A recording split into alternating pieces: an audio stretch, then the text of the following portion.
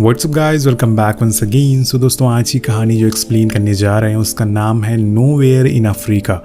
आपने 2001 में आई लगान फिल्म ज़रूर देखी होगी और ये भी सुना होगा कि वो इंडिया की पहली ऑस्कर नॉमिनेशन मूवी थी, पर वो जीत नहीं पाई क्योंकि इस फिल्म को लगान की जगह ऑस्कर मिला था। ये स्टेफनी जोइंग की ज़िंदगी पर आधारित एक सच्ची कहानी है। तो चलिए कहानी की शुरुआत करते हैं। तो यहाँ समय चल रहा है 1930 का और जगह है जर्मनी, जो उस समय की सबसे खतरनाक जगहों में से मानी जाती है क्योंकि ये समय है हिटलर की हुकूमत का, जहाँ इंसानियत नाम की कोई चीज़ नहीं बची है।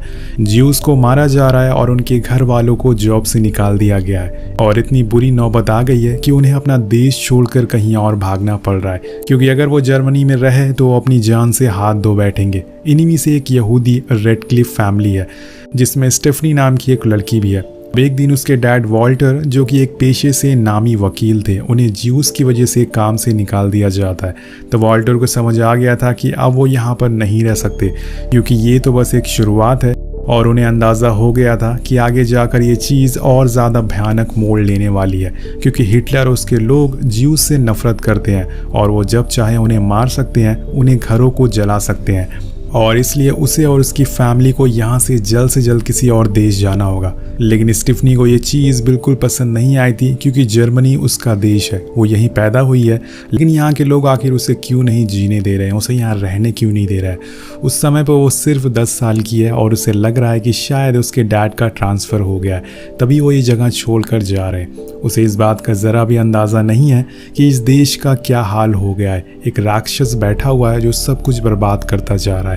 अब कुछ समय के बाद वॉल्टर अफ्रीका आ जाता है, जो कि उस समय पे एक पिछड़ा हुआ देश माना जाता था। लेकिन उसके अलावा और किसी देश जाने की उन्हें अनुमति नहीं थी क्योंकि सारे देश जानते थे कि जो भी हिटलर के दुश्मनों को रखेगा वो उसे तबाह कर डालेगा।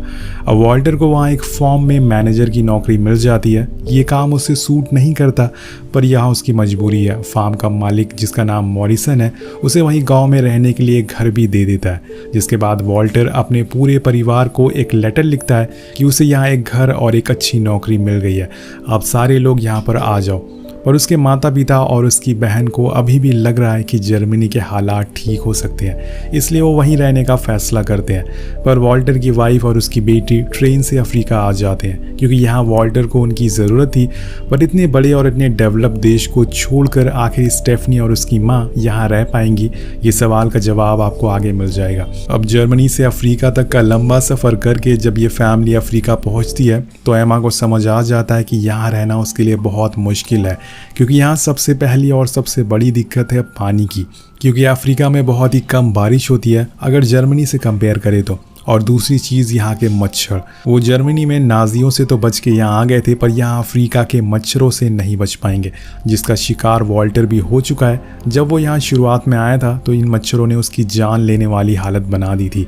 वो मलेरिया से जूझ रहा था, उसने सारी दवाइयाँ ली लेकिन उस पर कोई भी असर नहीं हुआ। तभी वहाँ का एक लोकर, जो वॉल्टर का कुक भी है, उसने अफ्रीका की कुछ जड़ी बूटियों से उसका इलाज किया, तब जाके उसे आराम मिला। और यही वजह है कि उसने एमा को लेटर में मच्छरदानी लाने का ज़रूर लिखा था। अब बीच रास्ते में एमा देखती है कि जानवर प्यास के मारे मर रहे हैं। उसे ये सब देख के बहुत ही अजीब लगता है और वो बहुत ही ज़्यादा डर भी जाती है, लेकिन वो ये सब अनदेखा करके आगे बढ़ जाती है। अब वॉल्टर अपनी फैमिली से मिलके बहुत ही खुश होता है, पर स्टेफनी को ये जगह कुछ खास पसंद नहीं आती। यहाँ हद से ज़्यादा गर्मी थी, पर हम देखते हैं कि जब उसके पास ओवर आता है, जो कि वॉल्टर का कुक था, वो उसे देख के अपना सा महसूस करती है और बिना कुछ सोचे समझे उसकी गोद में चली जाती है। ओवर को भी उससे काफ़ी लगाव था, वो उसे अपनी बेटी की तरह समझता था। अब धीरे धीरे करके पूरी फैमिली गांव में रहने लग जाती है, वहाँ के हालातों में खुद को ढालने की कोशिश करती है। अब वॉल्टर भी अपनी जॉब पे अच्छे से काम करने लग गया था। कुछ दिन में वो एमा को पूरा गांव घुमाने लेके जाता है, पर यहाँ पानी की बहुत ही किल्लत है, जिस वजह से फार्म का मालिक मॉरिसन उसे बहुत सुनाता है और उसे पानी के कुएं को खोदने के लिए कहता है ताकि जानवर ना मरे और उनका नुकसान ना हो। वहीं दूसरी तरफ एमा जर्मनी से लाए हुए सामानों को शिफ्ट करती है, जिसमें ओवर उसकी मदद करता है, जो कि एमा को बहुत पसंद आता है। ओवर भी अब इस फैमिली को अपना मानने लग गया था। अब एक दिन सभी लोग कैंडल लाइट डिनर करते हैं, पर उनके साथ ओवर नहीं रहता। वो उनसे दूर बैठा रहता है क्योंकि वो एक नायरगो है, यानी कि एक ब्लैक है, जिस वजह से वो वाइट लोगों के साथ नहीं बैठ सकता। ये देख के स्टेफनी को बहुत बुरा लगता है। वो सोच में पड़ जाती है कि आखिर वो दूर क्यों बैठा है। अब धीरे धीरे एमा को समझ आने लगता है कि वो यहाँ रहने के लिए नहीं बनी, वो बस कुछ ही दिन यहाँ रह सकती है, हमेशा के लिए नहीं। वो ये बात वॉल्टर से कहती है कि उसे यहाँ रहना बहुत ही मुश्किल हो रही है, ना तो यहाँ नहाने के लिए पानी है और ना खाने को खाना। हम यहाँ इतने दिनों तक कैसे रह सकते हैं, हमें दोबारा जर्मनी चले जाना चाहिए। तो वो कहता है कि जर्मनी की हालत बहुत ही ख़राब है, वहाँ ज्यूस को मारा जा रहा है, उनकी दुकानें लूटी और जलाई जा रही है, कम से कम हम यहाँ पर जिंदा तो हैं। वो उससे कहता है कि कुछ दिन बीत जाएंगे तो तुम्हें भी यहाँ अच्छा लगने लग जाएगा, मेरे साथ भी पहले ऐसा ही हुआ था। अब वहीं दूसरी तरफ स्टेफनी को ये जगह धीरे धीरे पसंद आने लग गई थी। उसका टाइम ओवर के साथ ही बीतता था, वो उसके साथ खेलती, उसके साथ घूमती और ओवर उसे पूरे गांव घुमाता था, वहाँ के रिवाजों और लोगों के बारे में उसे पूरी जानकारी देता था, जो कि वो काफ़ी अच्छे से सुनती थी और इसे एंजॉय करती थी। लेकिन अभी तक वहाँ उसने कोई भी दोस्त नहीं बनाया था। वो दूर से खड़े होकर अपने उम्र के बच्चों को देखती थी पर उनके पास जाने से डरती थी। अब शुरुआत में जब स्टेफनी यहाँ आई थी तो उसे लगता था कि ओवर की स्किन डार्क चॉकलेट से बनी है क्योंकि वो एक ब्लैक था लेकिन उसने दुनिया वालों की तरह उससे दूर नहीं भागी बल्कि उसे अपना मान लिया। इसलिए कहते हैं कि बच्चे भगवान का रूप होते हैं, उन्हें हर कोई एक जैसा लगता है। वहीं दूसरी तरफ एमा भी पानी की मुसीबत से परेशान थी। वो कुछ सब्जियां उगाने की कोशिश करती है लेकिन ज़मीन बहुत ही ज़्यादा सूखी है, इसलिए वो बॉक्सेस को लेके पानी भरने जाती है। वो पानी तो भर लेती है पर उन बॉक्सेस को उठाने में उसे बहुत दिक्कत हो रही थी, जिससे कि वो ओवर को आवाज़ लगाती है पर वो उसकी मदद नहीं कर सकता क्योंकि इस गांव में ये रिवाज है, पानी हमेशा औरतें ही भर के लाएंगी। लेकिन ओवर एमा की मदद करने के लिए आगे आता है, जिसे वहाँ बैठी सारी औरतें उस पर हंसने लगती है और कहती हैं कि ओवर मुझसे भी पानी नहीं उठ रहा है, क्या तुम मेरा पानी भी उठा दोगे? लेकिन वो किसी का भी जवाब नहीं देता और चुपचाप वहाँ से घर आ जाता है। अब कुछ दिन बाद सारे लोग खाना खा रहे होते हैं और तभी अचानक से उनके घर के पास पेड़ों में गर्मी की वजह से आग लग जाती है और इसे देख के एमा बहुत ही घबरा जाती है और गुस्से में कहती है कि मैं यहाँ नहीं रह सकती, मुझे अपने घर जर्मनी वापस जाना है। यहाँ पे इंसान को जीने लायक कुछ भी नहीं है, हम लोग बिना पानी के प्यासे ही मर जाएंगे, कब तक ऐसे ही जीते रहेंगे? कम से कम जर्मनी में हमारे लोग तो हैं और पीने को पानी तो है। तो वॉल्टर कहता है कि जर्मनी 20 साल पहले जैसा था अब वो जर्मनी नहीं रहा है, सारी चीज़ें बदल चुकी है। वहाँ पे एक तानाशाह राज कर रहा है जो बेकसूर लोगों को मारता जा रहा है।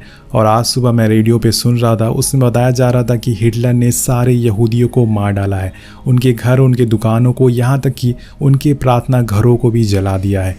अब वहाँ रहने लायक कुछ भी नहीं बचा है। जैसे मैंने कुछ महीनों पहले सोचा था वैसे ही यहाँ पर हो रहा है। तो दोस्तों आप आइडिया लगा सकते हैं कि हिटलर कितना ज़्यादा राक्षस किस्म का इंसान था। उसने इतने लोगों को मारा है जिससे कि उसे नर्क में भी जगह नहीं मिलेगी। वो कहता है कि यहाँ खाने को पीने को पानी नहीं है लेकिन हम कम से कम यहाँ पर जिंदा तो हैं। एमा भी समझ जाती है कि अब उसे यहीं रहना होगा, इसलिए वो अपना यहीं घर बसा लेती है। अब पूरे 1 साल बीत जाते हैं जब पूरी फैमिली अब धीरे धीरे खुशी से रहने लग गई थी। वहीं ओवर ने भी अब स्टेफनी की वहाँ रहने वाले बच्चों से दोस्ती करा दी थी। वो पहले उन्हें दूर खड़े होकर देखती थी पर आज वो उनके बीच में है, उनसे बातें करती है और उनके साथ खेलती भी है। लेकिन उसका सबसे अच्छा दोस्त उसकी उम्र से बहुत बड़ा है, वो है ओवर, जो कि उसे एक जगह लेके जाता है जहां बारिश के देवता के लिए एक बकरी की बलि दी जा रही थी ताकि यहां जल्द से जल्द बारिश हो सके। और ये नज़ारा देखकर स्टीफनी बहुत ही ज़्यादा डर जाती है पर ओवर उसे समझाता है कि ये हमारे अच्छे के लिए हो रहा है। और इधर एमा नेग्रो बच्चों से इतना लगाव देख के वो अपनी बेटी से कहती है कि तुम्हें उन बच्चों से दूर रहना होगा, पर वो कहती है कि ऐसा कुछ नहीं है माँ, वो मेरे अच्छे दोस्त हैं और मैं उनके साथ बस खेलती हूँ। पर एमा को कहीं ना कहीं उसके फ्यूचर की टेंशन होने लगी थी। यहाँ रहते हुए उसकी पढ़ाई लिखाई सब छूटने लगी थी, वो स्कूल भी नहीं जाती थी और अगर ऐसे ही चलता रहा तो आगे जाके कुछ कर नहीं पाएगी। पर इस समय पे वो कुछ कर भी नहीं सकती, वो मजबूर है। अब यहाँ में एक और बात पता चलती है कि इंडिया जैसे बड़े देशों के साथ अफ्रीका पर भी ब्रिटिश सरकार की हुकूमत है, मतलब ये ब्रिटिशर्स ने किसी भी देश को नहीं छोड़ा। वेल गाइज, अब एक आम दिन की तरह स्टेफनी औरू के साथ खेल रही होती है पर तभी अचानक से 2 गाड़ियां आती है जिसपे कुछ ब्रिटिश सोल्जर तैनात थे और उन्हें देखकर ओवर स्टेफनी को लेके अंदर चला जाता है क्योंकि उसे डर था कि कहीं वो उसे अपने साथ लेके ना चले जाए। पर उसे ये नहीं पता था कि कुछ देर बाद उसका ये डर हकीकत में बदलने वाला था। वो ब्रिटिश सैनिक कहते हैं कि हमें पता चला है कि आप लोग जर्मनी से आए हैं यहाँ भागकर और इसलिए हम चाहते हैं कि आपकी पूरी फैमिली हमारे साथ दे जर्मनी को हराने में। इसके बदले में हम आप लोगों को अच्छा खाना पीना और अच्छे कपड़े भी देंगे। अब ये सुनकर वॉल्टर मान जाता है और उनके साथ चला जाता है क्योंकि अगर वो जर्मनी को हराने में मदद करेगा तो शायद वो अपने देश वापस जा सके। अब कुछ दिन बाद वॉल्टर का दोस्त आता है और उसकी फैमिली को अपने साथ लेके जाता है, पर यहाँ से जाना स्टेफनी के लिए इतना आसान नहीं था। उसके यहाँ इतने दोस्त, इतनी यादें थी और उसका सबसे अच्छा दोस्त ओवर भी यहीं पर मौजूद था, पर आज उसे सब कुछ छोड़कर यहाँ से जाना होगा। वो नम आंखों से ओवर को अलविदा कहती है और चली जाती है। उसकी नज़र उससे हट ही नहीं रही थी, पर शायद आज वो उसे आखिरी बार देख रही हो। अब सीन कट होता और हम ब्रिटिश कैंप को देखते हैं, जहाँ पे दुनिया के हर कोने से लोग आए हुए हैं, जिसमें कुछ हिंदुस्तानी भी होते हैं। वो सारे लोग वहाँ गुलामी किया करते थे। अब वहाँ पहुँचने पे स्टेफनी और एमा को एक अच्छा रूम दिया जाता है, जहाँ वो आपसे रहेंगे। उनकी तरह और भी यहाँ पर फैमिलीज रहती है, जिनके हस्बैंड ब्रिटिश आर्मी को सर्व करते हैं। अब यहाँ कुछ दिन बाद पता चलता है कि ब्रिटिश सरकार इन लोगों को एक जंग में भेजने वाली है। ये सुनकर एमा घबरा जाती है और एक सीनियर ऑफिसर के पास जाती है और वॉल्टर को वहाँ के करीब में किसी फार्म में नौकरी लगवाने की सिफारिश करती है, लेकिन वो सीनियर ऑफिसर ये कह के मना कर देता है कि ये मेरे उसूलों के खिलाफ है। अब एमा उदास होकर वहाँ अपने कमरे में आ जाती है, पर उसे वहाँ एक सोल्जर मिलता है जो वॉल्टर का दोस्त था। वो कहता है कि मुझे पता है तुम्हारा काम नहीं हुआ, पर मेरा एक दोस्त आर्मी में है जो वॉल्टर की जॉब उसके फार्म पे लगवा सकता है, पर इसके बदले में तुम्हें मेरे साथ सोना होगा। सो फाइनली एमा ने वॉल्टर की जॉब एक फार्म पर लगवा दी थी। अब सीन कट होता और हम देखते हैं कि पूरी फैमिली उस फार्म के लिए निकल जाती है। ये जगह पहली वाली जगह से काफ़ी अच्छी थी और एमा के लिए सबसे अच्छी चीज़ यहाँ थी कि यहाँ पर पानी की कोई भी दिक्कत नहीं थी। वो जब चाहे पानी यूज़ कर सकती थी। अब एक दिन वॉल्टर खेत में एक ब्लैक से मिलता है, जिसे वो बताता है कि वो एक जर्मन है, लेकिन फिर भी उसे यहाँ रहना पड़ रहा है। वो कहता है कि चाहे कुछ भी हो जाए अपनी मिट्टी को कभी मत छोड़ना। अब रेडक्लिफ फैमिली को यहाँ रहते हुए काफ़ी समय बीत जाता है। ऐसे ही एक दिन वॉल्टर के पास उसके डैड का लेटर आता है, जिसमें उन्होंने लिखा था कि वो लोग मुसीबत में हैं और उन्हें यहाँ बंदी बना लिया गया है। हिटलर ने सारे बॉर्डर बंद कर दिए हैं और बोलते हैं कि मुझे पहली बार यहाँ पर डर लग रहा है कि हमारे साथ क्या होने वाला है। वहीं अगले दिन हम देखते हैं कि ओवर इन लोगों को ढूंढते ढूंढते इनके घर आ जाता और बताता है कि मुझे पता चला है कि आप लोगों को एक कुक की ज़रूरत है। तो सारे लोग उसे देखकर बहुत खुश होते हैं और ख़ासकर स्टेफनी, उसे उसकी बहुत ही ज़्यादा ज़रूरत थी। अब एमा अब स्टेफनी को एक ब्रिटिश स्कूल में एडमिशन करा देती है, जो उसके फार्म से काफ़ी दूर था, इसलिए वो उसे हॉस्टल भेज देती है और उसे अपने से दूर जाते हुए देखकर उसकी आंखों में आंसू आ जाते हैं, क्योंकि पहली बार उसने अपनी बेटी को अपने से दूर भेजा था। जिस स्कूल में स्टेफनी का एडमिशन हुआ था वो एक ब्रिटिश स्कूल होता है और स्टेफनी वहाँ के स्टूडेंट से काफ़ी ज़्यादा तेज़ होती है पढ़ाई में, और इसे खुश होकर वहाँ के प्रिंसिपल उसे एक स्टोरी की बुक भी गिफ्ट करते हैं। इधर हम देखते हैं कि एक दिन एमा के पास एक लेटर आता है जो कि उसकी माँ का था, जिसमें उन्होंने लिखा था कि हमें अब पोलैंड भेजा जा रहा है, लेकिन तुम डरना मत, सब कुछ यहाँ पर ठीक हो जाएगा।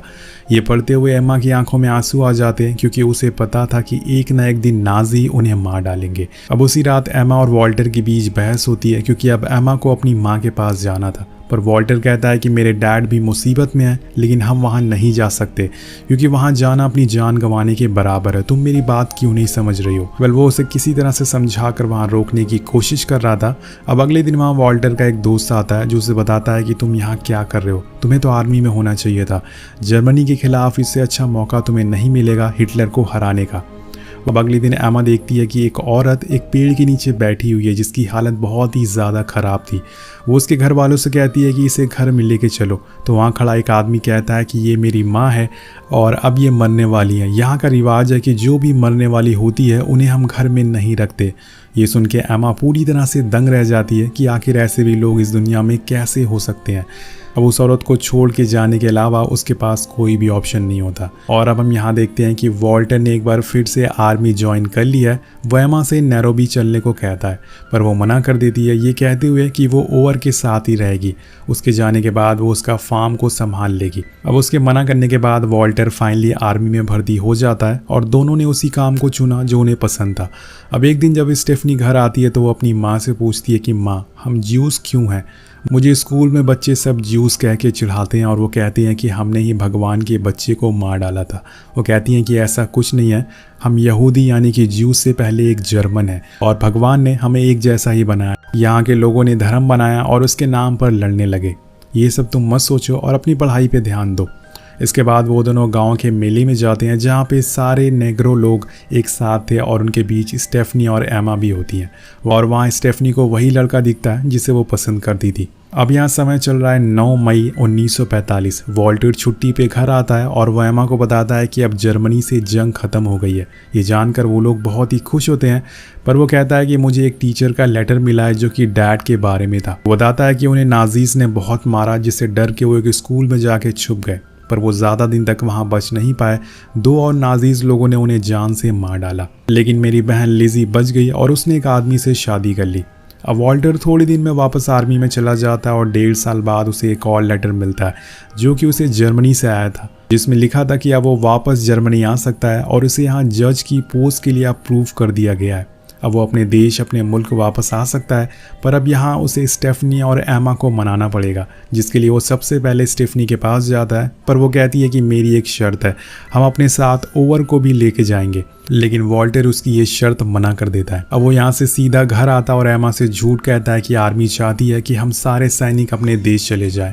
ये सुन के एमा बहुत ही गुस्से में आ जाती है और बोलती है कि तुमने हमारे बिना ये सब कैसे सोच लिया, मैं यहीं रहूंगी और मेरा यही डिसीजन है। तुम वापस जर्मनी उसी देश जाना चाहते हो जहाँ के लोगों ने हमारे माँ बाप को मार डाला, और मैं वहाँ नहीं जाऊंगी। किसी तरह से ये दिन गुजर जाता और अगले दिन एक नया साल शुरू होता है, 1947।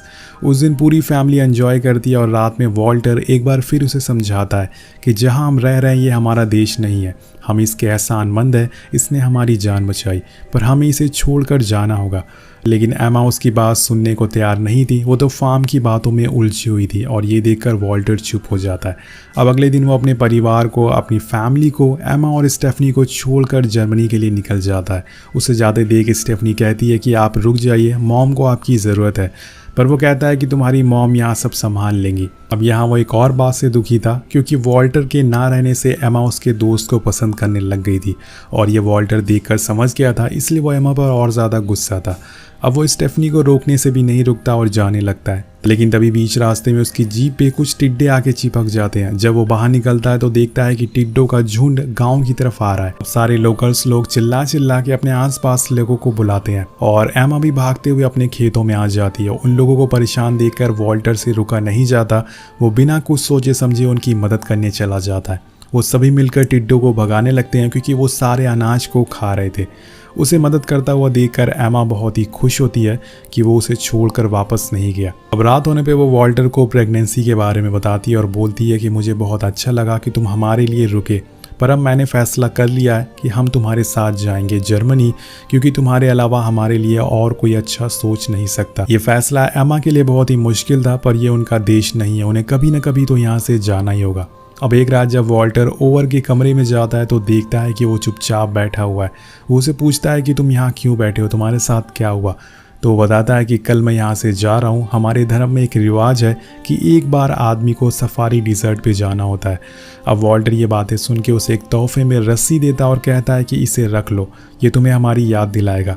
लेकिन ओवर कहता है कि आप लोग हमेशा मुझे याद रहोगे, आप लोगों से मैंने बहुत सारी चीज़ें सीखी है। अब ये सब बातें स्टेफनी सुन लेती है और अगले दिन जब ओवर जाने वाला होता है तो वो उसके पास आती है और उसे गले से लगा लेती है, सेम उसी तरह से जब उसने पहली बार उससे मिली थी। स्टेफनी और ओवर का एक अनोखा रिश्ता था जो कि सबसे अलग था। जब वो केन्या आई थी तो यहाँ उसे कुछ भी अच्छा नहीं लगता था, तब उसका सबसे पहला दोस्त ओवर था और उसने अपना पूरा बचपन उसके साथ बिताया था, पर आज वो उसे हमेशा के लिए दूर जा रहा है। उसे जाते देखकर वो रोने लगती है, पर हर किसी को एक ना एक दिन अपनों से दूर जाना ही होता है, यही सच्चाई है।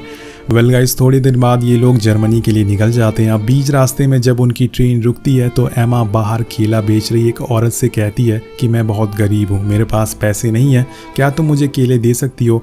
तो वो लेडी उसे बिना पैसों के ही केला दे देती है। यहाँ में दिखाया जाता है कि चाहे इंसान कैसा भी हो दिखने में, उसे आप उतनी ही इज्जत दे जैसी कि आप औरों को देते हैं, जिसके बदले में वो इंसान आपको अपना दिल निकाल कर भी दे सकता है। एमा उसके हाथों को कुछ इस तरह से छूती है जैसे कि वो किसी को आखिरी विदाई दे रही हो, और ये आखिरी विदाई उसने अफ्रीका को दी थी। उसने जो यहाँ सालों तक रह के यादें बनाई थी उससे दी थी।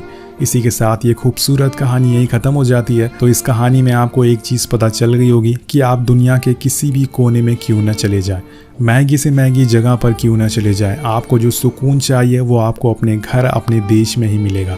तो यही कहानी ख़त्म हो जाती है। आपको ये कहानी कैसी लगी नीचे कमेंट करके ज़रूर बताएगा। मिलते हैं आपसे अगली वीडियो में। Thank you so much watching. Peace out.